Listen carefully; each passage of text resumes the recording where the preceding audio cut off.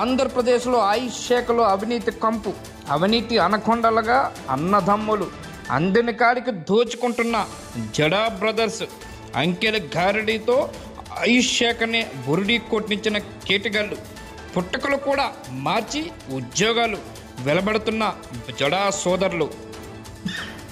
Certificate లేకుండానే 35 ఏళ్ల నుంచి ఉద్యోగంలో ధనంజయుడు. ఆయుష్ శాఖ గిరిజన ఉద్యోగుల గుండెల్లో జడా బ్రదర్స్ గుబులు.